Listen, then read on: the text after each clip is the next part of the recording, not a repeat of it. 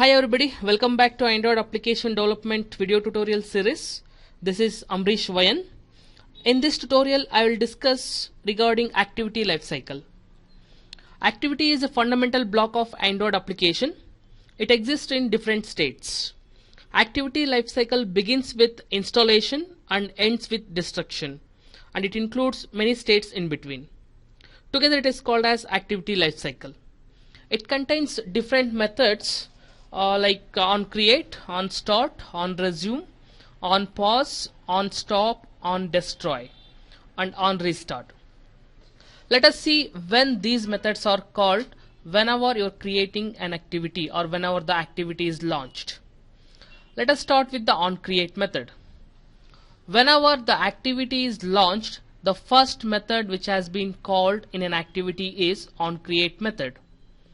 In this on create method, the activity is created and you can declare and initialize all the components which you are using in this particular activity, and also the activity is added to the activity stack. Now after on create method, on start method will be called.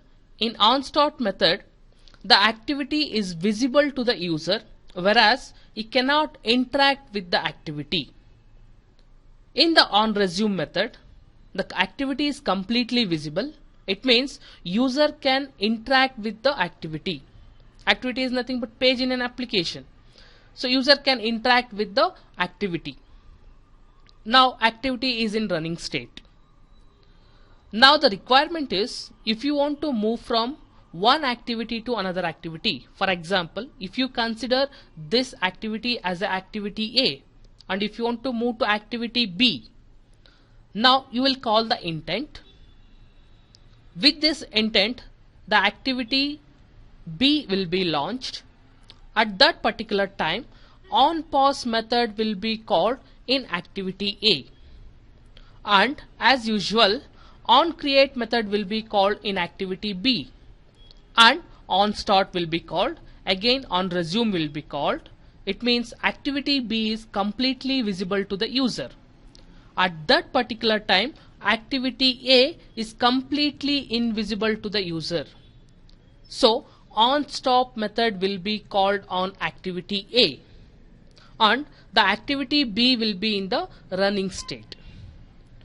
Now whenever you try to come back from activity B to activity A, same activity B will be paused. Then instead of calling on create method, on restart method will be called in activity A, and then on start method, on resume, and activity A will go to the running state. And now activity B, in activity B, on stop method will be called and on destroy method will be called. Here there is a small change. Whenever you are moving from activity A to activity B, only on pause and on stop will be called, but on destroy will not be called. But whenever you are coming back from activity B to activity A, at that particular time, on stop and also on destroy will be called. It means activity B is completely destroyed. Activity B is removed from the activity stack. This is because whenever you are inside activity A, you can directly specify you have to go to activity B, and whenever you are coming back to the activity A, there is no certainty that you have to go back to activity B. You can go to activity C, you can go to activity D. So there is no certainty that, or there is no condition like you have to go to activity B only. So that's why the activity B is completely removed from the activity stack. And also in mobile phones, the memory is a critical resource.